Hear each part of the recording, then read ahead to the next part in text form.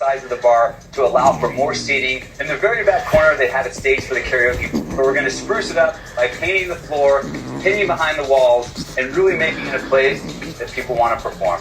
On the main wall in the dining room, we're doing a giant wall mural to really highlight the tasty brick oven pizza.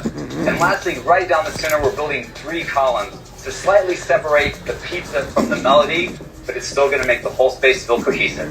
I'm not convinced right now, but I trust you both.